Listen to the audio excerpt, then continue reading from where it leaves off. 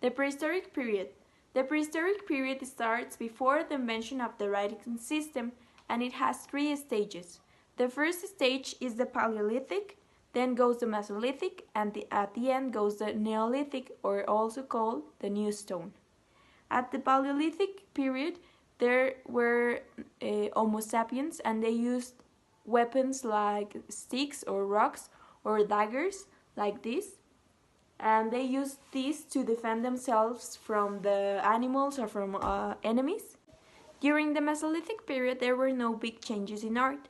The only important things that happened are the end of the Ice Age, and the people started developing the fishing and the agriculture.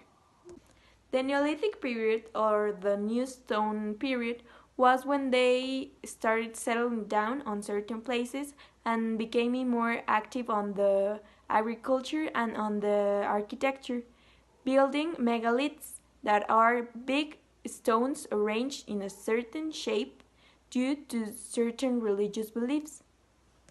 During the prehistoric times, they used blood, plants, carbon, between other materials, to paint the walls of their caves and represent their feelings and their lives, and this helped them to express themselves. Egyptians were represented mostly by their pyramids and their mummies. The pyramids were a symbol of afterlife. When the pharaohs died, they were mummified and then they were put inside of the pyramids. And the mummification process was very important. People still don't know exactly how they mummified the people and what they used to mummify them because of the success in keeping them mummified. Then the mummification lasted about 72 days. They removed the organs, for exception of the heart, and then they put a substance that dehydrated the body, and they put the organs into 4 jars, and then they put the mummy into the pyramid. Mesopotamia was a civilization whose name literally means based between two rivers, because it was situated between the Tigris and the Euphrates rivers, just as Egypt was situated near the Nile River.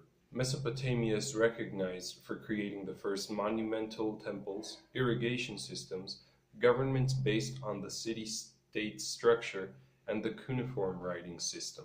Mesopotamia was a somewhat religious civilization. Their gods tended to reflect nature, as was the tradition of all first religions. Mesopotamians also created large buildings called ziggurats, which were high platforms for the gods that they believed were guarding each Mesopotamian city. Since mountains were a symbol of power in nature, Mesopotamians looked to imitate it by creating these ziggurats. In addition to creating ziggurats, Mesopotamians also developed cuneiform, a system of writing which was based on a seal, which was usually a cylinder with an image carved on it that they would then stamp on things, primarily legal documents. It was through cuneiform that Mesopotamians later developed a basic form of writing, which then evolved into literature. Their literature usually depicted the origin of gods and humans. One of the most famous poems of these pieces of literature is the Epic of Gilgamesh, considered the first representation of epic poetry. Discovered by French archaeologists in 1901, Hammurabi's code was the earliest form of a legal system, and it was also developed by the Mesopotamians. This code was written by King Hammurabi of Babylon, and its laws were scripted in a black basalt stele. It was not equal for everybody, as punishments were worse for the lower classes than for the upper classes, and an offender from the upper class could just be fined, while the lower class offender was punished with the Talian law. This law stated that the punishment for a crime should be equal to its consequences, so it's often summarized with saying an eye for an eye. Despite being a very ancient culture and primitive in its resources, Mesopotamia influenced many great developments and inventions. The Chinese culture criticized and judged art in 6 steps that consist of the first one, which is animation through the spirit of consonance. And that means that they looked for the spirit in itself of the painting and if it transmitted something and what it was. The second one was the structural method in the paintbrush. And this one is about how they used the paintbrush and the style that they gave the painting and how each artist painted in a different way and they had their own style because of this. The third step was fidelity in the object portraying forms, and this was about if the objects that were in the painting looked real or not. The fourth one was conformity to kind in applying colors, which was having colors but in a very intelligent and logical way. And the fifth one was proper planning and placing of elements so that all of the painting would look in order and not some kind of messy thing. Next one was transmission of the experience of the past in making copies, and this was because the Chinese culture venerated the past and didn't worry so much for the future, and they instead looked in the past and paintings that had already been done and stuff that was famous already. The Persian culture. We established where today you can find iron. We were in a strong empire commanded by our king called Cyrus. Our art consisted on big palaces with simple designs, and we used to portray animals such as birds and ibeers.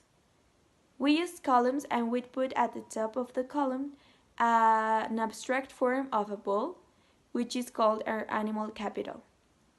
One of our most known sculptures is one that you can find at Shapur's cave, which is the sculpture of our king Shapur I. This is the sculpture of Shapur I that you can find at Shapur's cave. Indian culture is based on the idea that all people on earth. Hindu culture is based on the idea that all people on earth have goals that need to be achieved or looked for. Dharma, meaning natural world, refers to the natural order of things. It talks about the existence of peace and harmony, and Buddha had many ideas founded on this concept. Artha means wealth or property, and it refers to the search of having material things. In Hinduism, it is important that human beings have superficial things to survive. But one must always remember that Dharma is more important, and Artha should only be. In Indian mythology, Kama was the god of love, and his name refers to the emotions that we feel in this life, attaching us to things in it. Moksha, meaning freedom, describes a liberation from the constant cycle of death and the soul trying to find freedom from the things done in the past, or karma. This word can also mean a moment in which we come to know ourselves. These 4 concepts define the basic code to live life, and they apply to anybody in any situation. For this same reason, Hindu temples have sculptures that represent these 4 concepts. Within these temples, there is always a deity in various states to represent different moments. For example, some of these deities would be Vishnu, Shiva, and Devi. Vishnu is often represented in the different incarnations in which he suffered.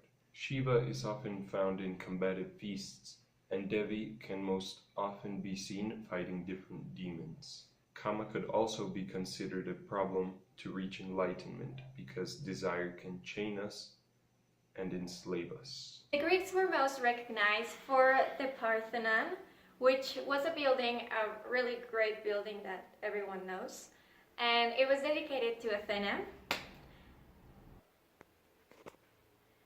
Its architects were Callicrates and Ictinus, and and it was constructed with marble, and you can appreciate its balance, creating a kind of vibe of perfection. You can see that it is constructed with marble, and then it kind of looks perfect, although it's already destroyed and everything, but if you imagine, it could look perfect when it was constructed. That is the Acropolis of Athens, which is a hill on which the Parthenon is standing, and it is above 500 feet. And in the Acropolis there was a statue of Athena, and when you see the Greek sculptures, you see that most of them resemble a human body, making that their main theme. Rome. According to Greece, our founders are Romulo and Remo. We are one of the most influential cultures of all time, and we prevailed thanks to our great ability to adapt to new things. Our art was commemorative, narrative, realistic, and history-based. We had our own style, but we took some ideas from the Greek culture.